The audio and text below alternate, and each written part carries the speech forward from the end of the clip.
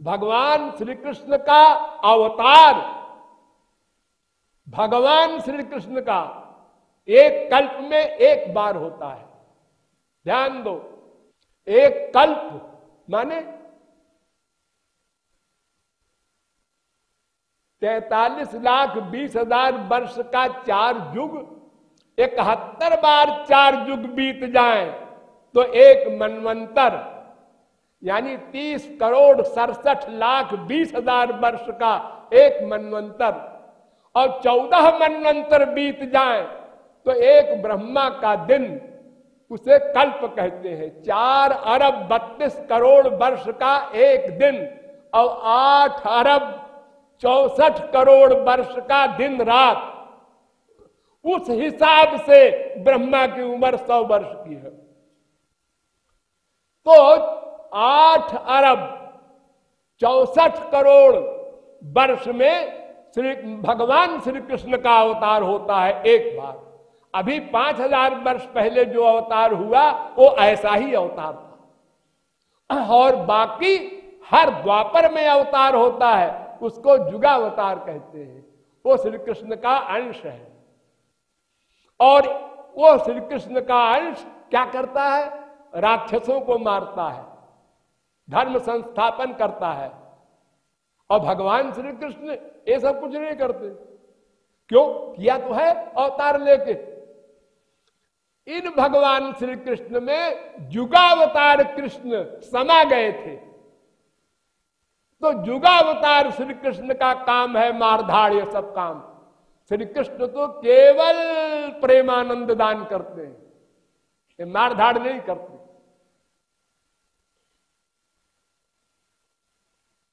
और इतने दिनों में अवतार लेके आने वाले श्री कृष्ण, उनको समझने वाला कोई नहीं। जो अल्पज्ञ थे वो क्या समझेंगे, मायाबद्ध, और जो महापुरुष थे वो भी नहीं समझे। ब्रज के सखा लोग, सखियां ब्रज की, ये सब कोई नहीं। सबकी बुद्धि को घुमा दिया श्री कृष्ण ने योग माया से। सब गाली दे रही ब्रह्म श्री कृष्ण को, लंपट, चोर। लो, ये चोरी जारी 2 बड़े बड़े दोष रहे संसार में, दोनों को टॉप पर। चौर जार शिखा मणि ही शास्त्र में लिखा है, इन्हें टॉप करने वाले चोरी जारी में। क्योंकि अगर वो भगवान मान लेती तो फिर प्रेम 0/100, फिर तो सहस्रशी रेखा पुरुखा सहस्राक्षा स्तुति करती। संसार में भी अगर कोई स्त्री अपने पति को पोस्ट को सोचे, कलेक्टर है, कमिश्नर है, गवर्नर है, जस्टिस है, तो वो डर जाए, वो क्यों मामूली पढ़ी लिखी स्त्री है। लेकिन वो ये सब नहीं सोचते होते हैं। इससे क्या होता है? इलाहाबाद हाई कोर्ट में एक मेरा अनुभव है पर्सनल। एक जस्टिस के यहां मैं गया, 50 साल 45 साल के ऊपर की बात है। तो मैं कई जजों के यहाँ जाता था बिना बताए। तो गया, ड्राइंग रूम में खड़ा हुआ, तो दूसरे कमरे में जज साहब की स्त्री कहती है, तुमको कभी अकल नहीं आएगी। तो मैंने सोचा कि ये जिंदगी और मौत का फैसला करता है जस्टिस, और उसकी बीवी कह रही तुमको कभी अकल आएगी नहीं। खैर मैं सुन कर फिर गया कमरे में उनके दोनों के। तो हमको देखते ही हे महाराज जी आए, महाराज जी आए। अब वो सब गुस्सा लड़ाई सब खत्म हो गया। तो हमने कहा क्यों जी? मैंने अभी सुना कि एक स्त्री ने ऐसा कहा अपने पति को। और तुरंत बोल पड़ी, हाँ महाराज जी देखिए ऐसा है कि। लो, अब भी वो अपनी गलती मानने को तैयार नहीं। कोई मां अपने बेटे को कलेक्टर कमिश्नर थोड़े मान सकती है, वो तो हमेशा ही मानेगी बुद्धू है, इसको अकल थोड़े ही कुछ। तो गोपियां भगवान को भगवान नहीं मानती थी, अपना प्रियतम, अपना दास, अपना लंपट, इतना उनका प्रेम था अगाध, सब भूल गया। और जबकि बार बार श्री कृष्ण का चमत्कार देख रही हैं, ए दावा नलपान किया, कालिया नाग को ऐसा किया, उसको अघासुर को मारा, बकासुर को मारा, खोपड़ासुर को मारा, तमाम सब देख रही रोज, फिर भी सब भूल गया। अभी अभी देखा विराट रूप यशोदा ने और सोचा अरे ये कोई भगवान है। भगवान ने ओ मोहिनी माया भगवान ने डाल दिया, तो नहीं कुछ नहीं, ये तो मेरा छोरा है, सब भूल गया। अथो अमुष्यैव ममार भक्तस्य, पहले तो ये सोचा ये कोई अलौकिक शक्ति है, मेरा बेटा बन के आया है, लेकिन मैं तब भूल गया। तो प्रेम में तो ज्ञान का लय हो जाता है, वही वास्तविक रस है ब्रज का। तो श्री कृष्ण आनंद स्वरूप रस स्वरूप है, उनमें अनंत ऐश्वर्य है, अनंत माधुर्य है, अनंत तेज है, वो सर्वज्ञ है, वो भक्त वात्सल्य गुण है उनमें, भक्त वश्य गुण भी है उनमें, तमाम बड़ी बड़ी बातें हैं आगे जिनको हम इस समय तो बता नहीं सकते हैं। फिर कभी वो श्री कृष्ण जब हमारे संसार में आए अवतार लेकर के, एक पॉइंट, क्यों आए? किसी भी कार्य का कारण हुआ करता है, आप लोग यहां क्यों आए? तो भगवान यहां क्यों आए? हम लोग क्वेश्चन करेंगे ना उनसे, आप क्यों आए एक गोबर गणेश संसार में,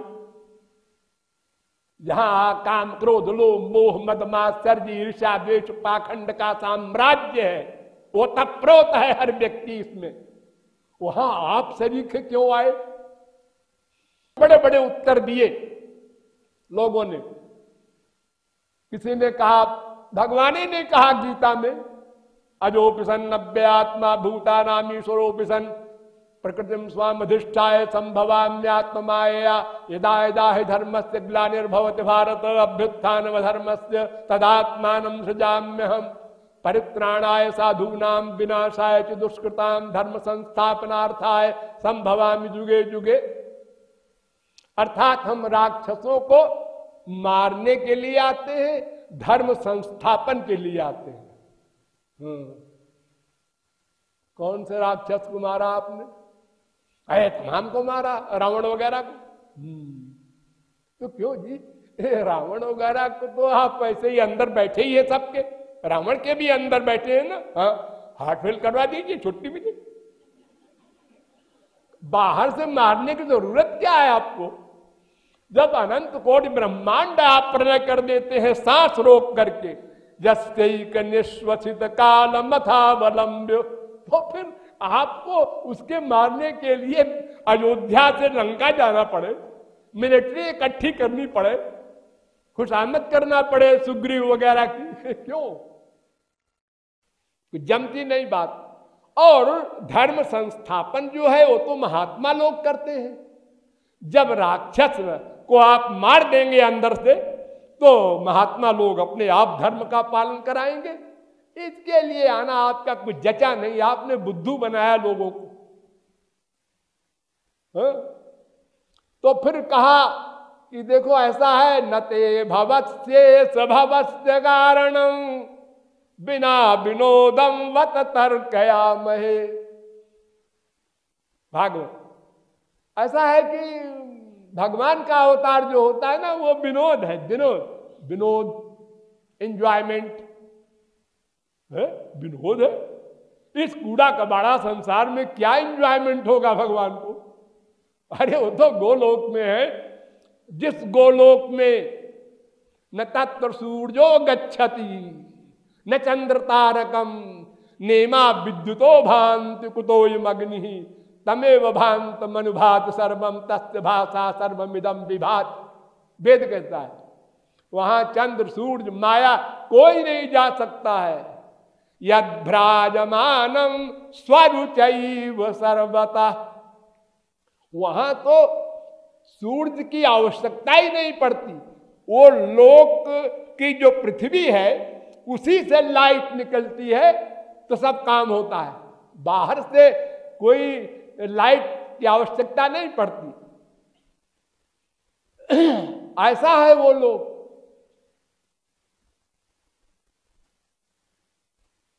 यद गत्वा नानिवर्तन्ते तद्धाम परमम मम, जहां जाकर फिर नहीं लौटना पड़ता वो भगवान का धाम है। 9वें अध्याय का 21वां श्लोक।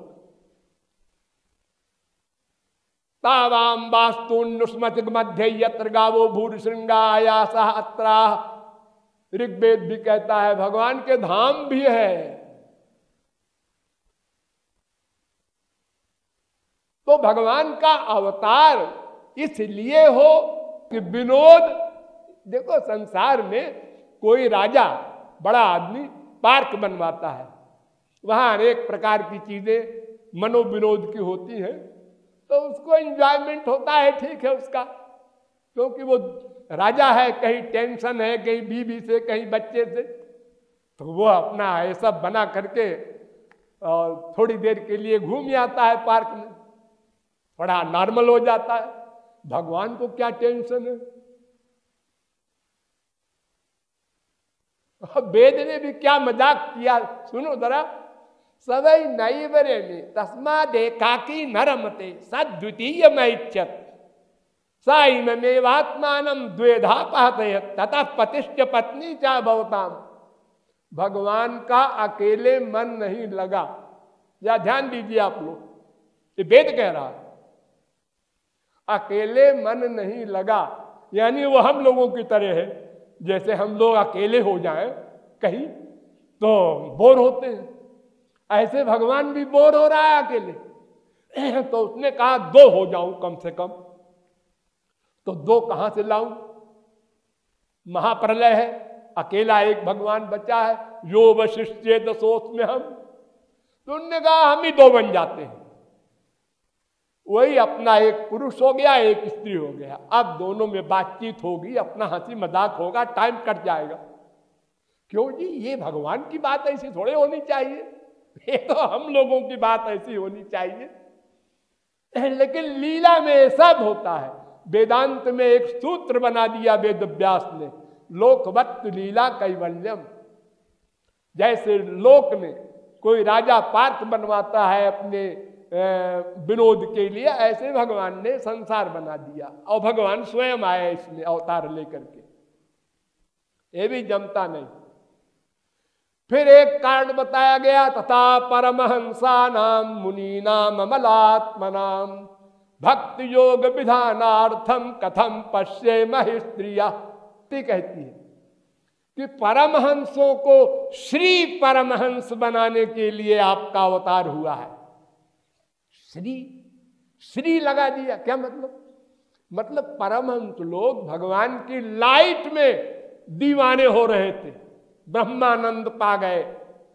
अब जब वो सगुण साकार रूप देखा ब्रह्म का, तो प्रेमानंद मिला उनको, इसलिए वो जो रूखे रूखे थे सरस हो गए। तो उनको सरस बनाने के लिए भगवान का अवतार हुआ, अन्यथा वो ऐसे बोलते रहते ब्रह्म निर्गुण है, निर्विशेष है, निराकार है, अदृष्ट है, अव्यवहार्य है, अग्राह्य है, अलक्षण है, अचिंत्य है, ऐसे ही बोलते रहते। अब जब उन्होंने देखा श्री कृष्ण को और प्रेमानंद में विभोर हुए उद्धवादिक, तो लोगों ने कहा हाँ हाँ हाँ, श्री कृष्ण की भक्ति करनी चाहिए, इसलिए अवतार हुआ। लेकिन यह भी कम से कम कृपालु को नहीं जमा। फिर क्या कारण है तुम बताओ? हमारी राय में नृणाम निश्रेयसार्थाय व्यक्तिर भगवतो भुवि अव्यस्या प्रमेयस्य निर्गुणस्य गुणात्मना। भागवत। मायाबद्ध जीवों को अपना सगुण साकार नाम रूप लीला गुण धाम देकर अपनी ओर आकृष्ट करने के लिए अवतार हुआ। ये भागवत कह रही है। और सुनो, लिंग पुराण में कहा गया, आत्म प्रयोजना भावे परानुग्रह एव ही। ये सबसे बढ़िया वाक्य। संसार में कोई भी व्यक्ति अपने मतलब के लिए ही कर्म कर सकता है। नोट करो इस वाक्य को। संसार में कोई भी व्यक्ति, मां हो, बाप हो, भाई हो, बीबी हो, पति हो, पड़ोसी हो, अपने सुख के लिए ही कर्म कर सकता है। और महापुरुष और भगवान का अपना कोई स्वार्थ नहीं रह गया, आनंद मग्न हो, तो वे कोई भी कर्म करेंगे तो दूसरे के सुख के लिए ही करेंगे, ही लगा देना। पर उपकार बचन मन काया, संत सहज स्वभाव खगराया, भूर्ज तरु सम संत कृपाला, परहित सहनित विपति विशाला। तो भगवान का कोई भी कार्य अपने मतलब के लिए तो हो नहीं सकता, वो आनंदमय है, तो दूसरे के लिए ही होता है, दूसरे के कल्याण के लिए ही होता है कोई भी काम। भगवान साकार क्यों हुए? दूसरे कल्याण के लिए। भगवान अवतार लेके क्यों आए? दूसरे के कल्याण के लिए। अवतार लेके यह काम क्यों किया? दूसरे के कल्याण के लिए। बस एक सेंटेंस रख दो। इसलिए भागवत में यह भी कह दिया, नहीं यस्य जन्मनो हेतु कर्मणो वा महीपते। भगवान के जन्म का कोई कारण नहीं। लो, इतना बड़ा कार्य कर रहे हैं, कारण नहीं। कारण तो संसारी लोगों का होता है, वो कारण से कार्य करते हैं। भगवान कारण से कार्य नहीं करते, वो दूसरे के लिए करते हैं। ये कारण मान लो, उनका अपना कोई कारण नहीं है। तुलसीदास ने भी लिख दिया, हरि अवतार हेतु जे ही होई, इदमित्थं कही जात न सोई। भगवान का अवतार क्यों होता है, ये प्रश्न ही गलत है।